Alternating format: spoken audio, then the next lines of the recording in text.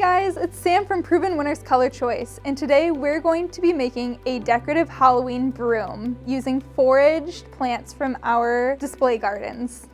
So to make a decorative Halloween broom, you're first going to want to grab a stick. Your stick can be any size. You can be making a mini one, a life-size one, or something in between. I grabbed this stick, which I really like. It has a lot of character to it, and I think it'll make a great piece of decor.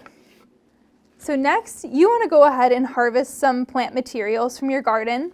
We went ahead and we harvested some big Panicle hydrangeas, an assortment of different evergreens, which are going to add a lot of different texture. So we have some of these larger ones, and we have some of these smaller, more frilly ones, and even some junipers that have some really nice berries on them. You can see here some of these really beautiful berries that will add some nice detail in there. So we added some of this lovely Weigela that has some nice detail in those leaves and really matches that color aesthetic that we're going for, as well as some blue Pugster butterfly bush.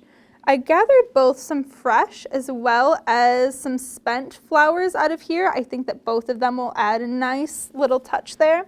And then some Mr. Mustard false Spirea. I love these in the garden, and I think it will make an absolute perfect addition to this. And then some Ninebark, which is this really dark Halloween-y foliage, perfect for fall. And lastly, to top it off, some Spirea blooms that are just going to add a nice little dash of pink to red in there. All right, guys, so we have all of this plant foliage laid out, and we're going to start with some of our evergreens. So I have some of these nice big leafy evergreens that I'm going to go ahead and begin layering the back with. I'm likely going to use this decor either hanging up on a wall or a door or leaning against a wall, so I don't need a lot of full cover foliage, more or less going to that end, but we do want a little bit toward the back, just to make sure it looks super broom-like. So I think that looks pretty good. And then we'll start layering in with a couple different types of our evergreens just to give that full effect of different textures and colors. When you do this, you want to make sure that you're really fanning it out, sort of, just like a broom that you would sweep your house with. You could choose to strip the tops of these like this. However, I like for the greenery to have a little bit more texture to it. I think it adds a little bit more fun, and the way that I will assemble these all together doesn't really make a difference whether they are stripped or not. Some that have really big bushy extra branches I might pull off like this. So you can see that we have this nice big initial broom shape, and now we just want to add a little bit of color and a little bit more texture to it to make it extra beautiful. So first I want to do something that sort of contrasts with this green, and I think that this Weigela and this Ninebark are really nice touches to that. So what I might do is I will strip these back a little bit so that it is just the stem that's going up in here.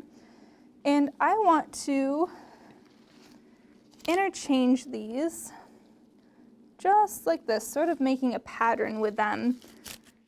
So we have that. And then I have both spent and fresh butterfly bush flowers.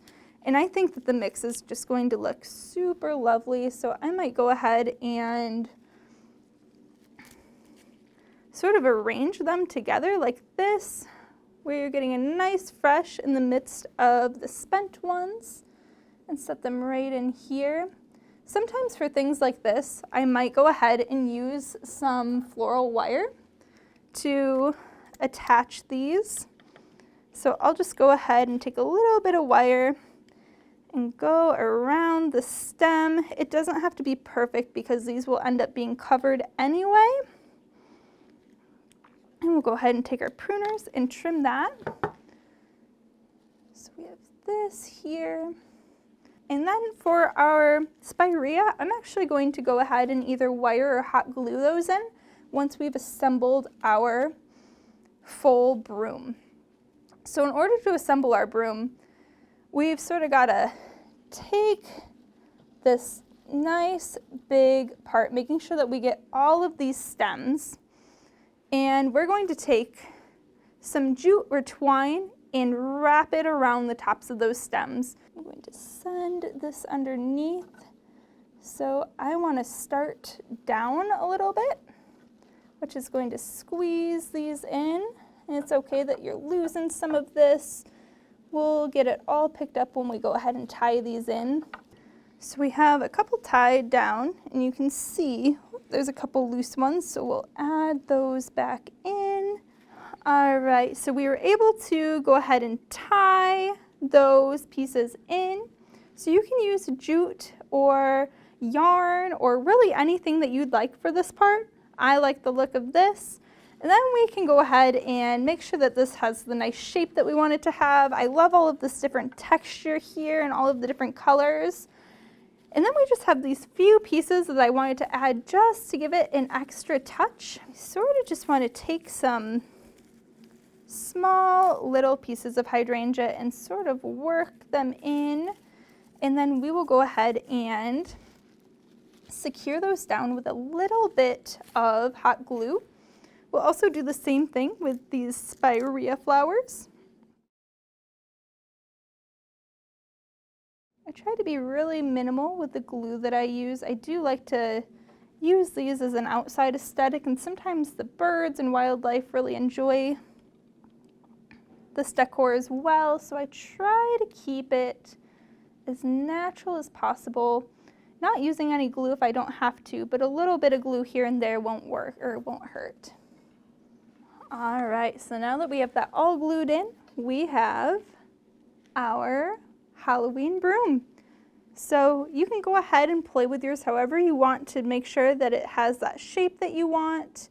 Some people don't really like this extra bit at the top. If you're not a fan of that, you can go ahead and take your pruners and cut those back as you'd like. Beyond that, you could also choose, if you wanted to add things like some different types of ribbons, some different charms, or even something fun like bells if you're going to put it on your door. Other than that, you're able to just leave it as it is and hang it on your wall, on your porch, wherever you'd like. Use it for your Halloween costume. If you like this video, please take a moment to like, subscribe, and stay tuned for some more fun garden content.